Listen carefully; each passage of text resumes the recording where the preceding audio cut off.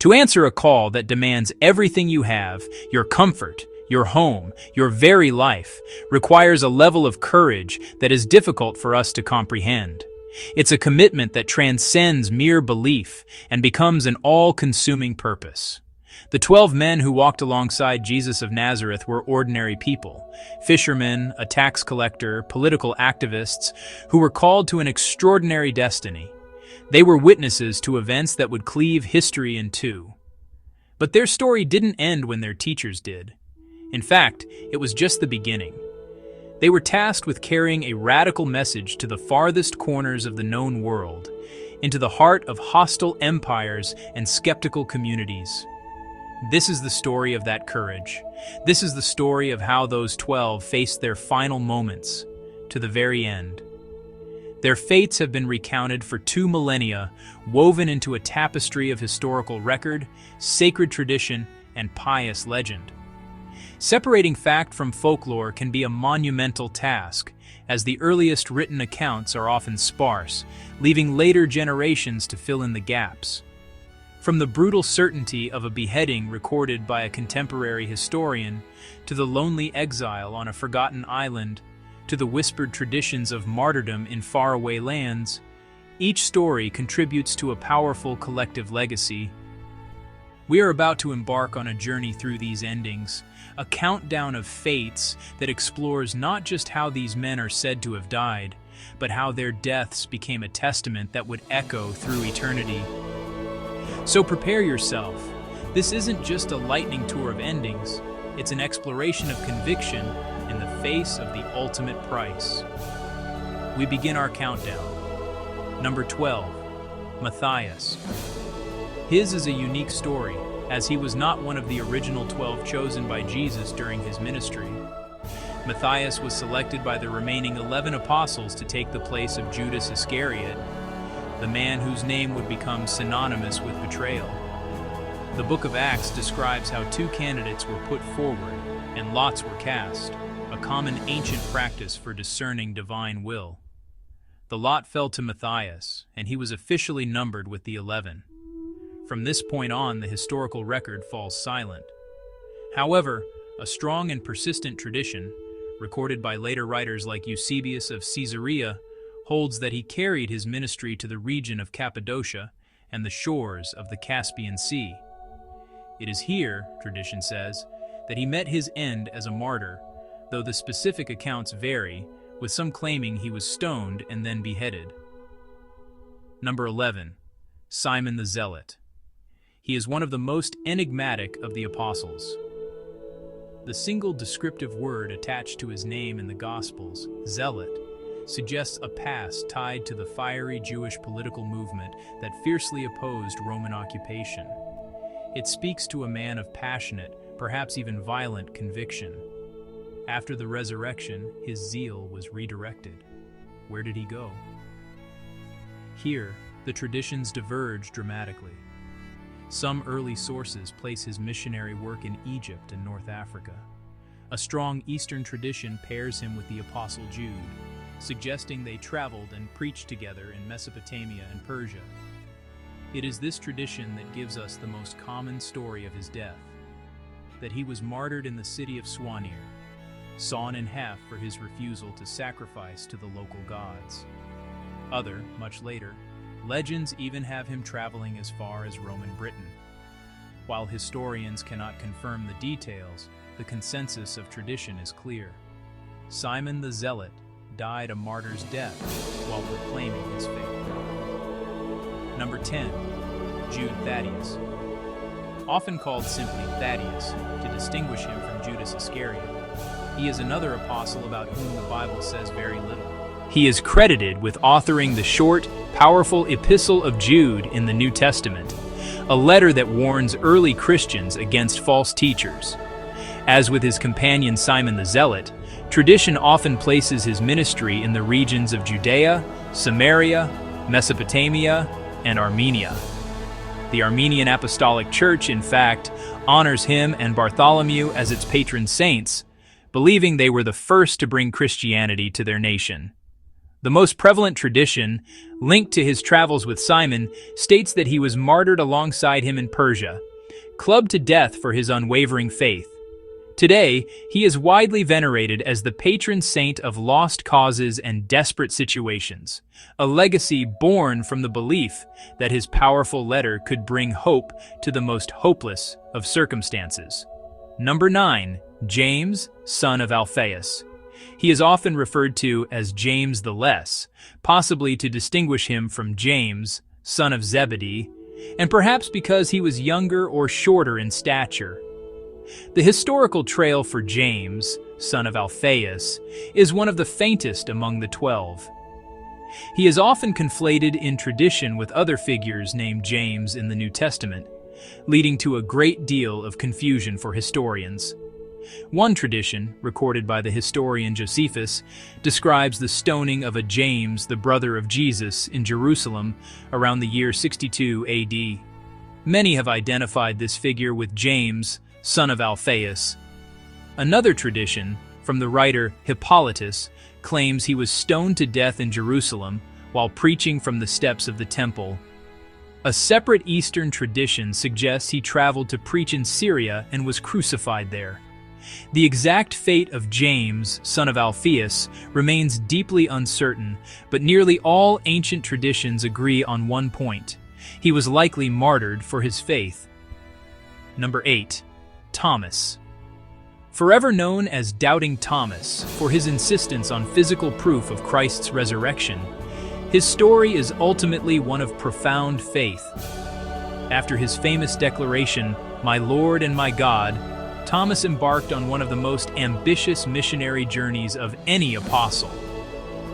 While some traditions place him briefly in Persia, the strongest and most enduring account, supported by the ancient Christian communities of India, is that he sailed to the Malabar coast in 52 AD.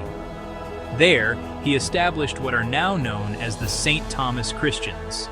His ministry was reportedly one of great success, but it also provoked great hostility. The tradition holds that after decades of preaching and establishing the church in southern India, he was martyred near modern-day Chennai. While praying on a hilltop, he was pierced from behind by a spear. His tomb is a major pilgrimage site to this day, a testament to a man whose doubt gave way to a faith that crossed oceans. Number 7. Matthew. Also known as Levi, he was a tax collector, a profession despised by his fellow Jews for its association with the Roman occupiers and endemic corruption. His calling was dramatic. Jesus simply said, "Follow me," and Matthew left his tax booth behind forever. As the author of the first gospel, his legacy is monumental. His written work forms a bridge between the Old and New Testaments, presenting Jesus as the long-awaited Messiah of Israel. After his time in Judea, the accounts of his life diverge. Some of the earliest traditions, including those from the church father Irenaeus, suggest that Matthew may not have been martyred at all, but died a natural death. However, a majority of later traditions insist he was killed for his faith. The location and method are heavily debated. Some say he was staked to the earth and beheaded in Ethiopia. Others claim he was burned to death in Persia. While the accounts vary, the image of Matthew that endures is that of the evangelist, the man who left behind his worldly accounts to write the greatest story ever told. Number 6. Bartholomew. Believed by most scholars to be the same person as Nathanael, the man whom Jesus called an Israelite in whom there is no deceit, Bartholomew's mission field is traditionally associated with the East. Accounts have him traveling to India, Mesopotamia, and most famously, Armenia. Along with Jude Thaddeus, he is credited with bringing Christianity to Armenia, making it the first nation to adopt Christianity as its state religion. It is from this Armenian tradition that we get the most graphic and famous account of his martyrdom. According to the story, his success in converting the population, including members of the royal family, enraged local pagan priests. They had him arrested, and by order of the king, he was brutally flayed alive with knives and then beheaded. This gruesome tradition has made him a prominent figure in Christian art, most famously in Michelangelo's The Last Judgment in the Sistine Chapel, where he is depicted holding his own flayed skin. Number 5. Philip. Not to be confused with Philip the Evangelist from the Book of Acts, Philip the Apostle was from Bethsaida, the same town as Peter and Andrew. He is the one who, when Jesus asked how to feed 5,000 people, pragmatically answered that it would take more than a half year's wages. After Pentecost, tradition places his ministry primarily in Asia Minor, modern-day Turkey. His story becomes closely associated with the city of Hierapolis, a major Greco-Roman spa town. Recent archaeological discoveries have even unearthed what is believed by some to be his tomb there. According to the most widespread tradition, Philip's preaching against the local serpent cult angered the city's authorities. He was arrested, along with Bartholomew, who was said to be with him, and sentenced to death. The tradition holds that he was crucified, or possibly hung upside down from a tree, a martyr's death in a city famed for its pagan worship. Number 4. John, son of Zebedee, the disciple whom Jesus loved. He is the great outlier in this countdown of martyrs. John, along with his brother James and Simon Peter, was part of Jesus' inner circle, witnessing events like the Transfiguration. After the crucifixion, he became a pillar of the early church in Jerusalem and later, according to strong tradition, moved to Ephesus, where he guided the churches of Asia Minor. Early church father Tertullian tells a story that the Emperor Domitian had John brought to Rome and thrown into a cauldron of boiling oil, from which he emerged unharmed. Deeming him indestructible, the emperor then exiled him to the desolate prison island of Patmos. It was here, in a cave, that John received the apocalyptic visions that he recorded in the book of Revelation. After Domitian's death, John was released and returned to Ephesus, where he lived to a very old age, the last of the original 12 to die. His was not a martyr's death by execution, but a life of living martyrdom, suffering exile and persecution, and outliving all his brothers in the faith. He likely died of natural causes around the year 100 AD. Number 3. James, son of Zebedee, brother of John, and one of the first disciples called. He was a man of fiery passion, nicknamed along with his brother, Sons of Thunder, by Jesus himself. Unlike the fates of most other apostles, which rely on later tradition, the death of James is one of the few recorded with historical certainty within the Bible itself. The Acts of the Apostles, chapter 12, states it plainly and brutally. It was about this time that King Herod arrested some who belonged to the church, intending to persecute them. He had James, the brother of John, put to death with the sword. This took place in Jerusalem around 44 AD, making James the first of the 12 apostles to be martyred. The king was Herod Agrippa, grandson of Herod the Great. The execution was a political act, designed to please Jewish leaders hostile to the burgeoning Christian movement. A later tradition, recorded by Eusebius, adds a poignant detail. The soldier who guarded James to his execution was so moved by his testimony that he converted on the spot and was beheaded alongside him. Number 2. Andrew, the brother of Simon Peter. According to the Gospel of John, he was the very first disciple called by Jesus. A former follower of John the Baptist, it was Andrew who brought his brother Peter to meet the Messiah. This role as an introducer, a connector of people to Jesus, would define his ministry. Tradition paints Andrew as a wide-ranging missionary. His travels are said to have taken him through Scythia, along the Black Sea, and ultimately to Greece. It was in the Greek city of Patras that he is said to have met his end. The medieval text, the Acts of Andrew, gives a detailed, though likely embellished account. It claims that his successful preaching angered the local Roman proconsul, Aegeates. Andrew was condemned to be crucified. According to the tradition, he specifically requested not to be crucified on a Latin cross like his master, deeming himself unworthy. Instead, he was bound, not nailed, to an X-shaped cross, known as a saltire, to prolong his suffering.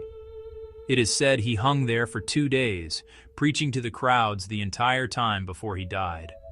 This X-shaped cross has been his symbol ever since, famously appearing on the flag of Scotland, which claims him as its patron saint. Number 1. Simon Peter, the Rock. The fisherman from Galilee whom Jesus declared would be the foundation of his church.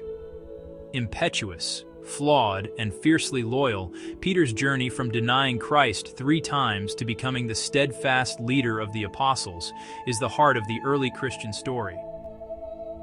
After leading the church in Jerusalem and Antioch, tradition places him in the heart of the empire, Rome itself. Both Irenaeus and Eusebius attest to his ministry and death there during the great persecution under Emperor Nero, around 64 AD. It was a time of horrific brutality when Christians were made scapegoats for the Great Fire of Rome. The tradition of his death, passed down from Origen, is one of the most powerful in Christian history. Sentenced to crucifixion, Peter made one final humble request. He declared himself unworthy to die in the same manner as his Lord. And so, at his own request, Simon Peter was crucified upside down. A fisherman to the end, his death became the ultimate catch, a symbol of humility and devotion that would anchor the faith in the very center of the empire that tried to destroy it. These are the stories, a blend of verifiable history, early accounts, and sacred traditions passed down through generations. While historians may debate the precise details of each man's final hour, the collective impact is undeniable. These were not mythological figures. They were men who lived, breathed, and walked the earth, and who faced the end of their lives with a conviction that their message was more important than their own survival. Their legacies are not just in the manner of their deaths, but in the billions of lives touched by the faith they carried out of Galilee and into the world. Their courage became the seed of a global movement, and their stories, whether recorded in scripture or cherished in tradition, continue to inspire 2,000 years later.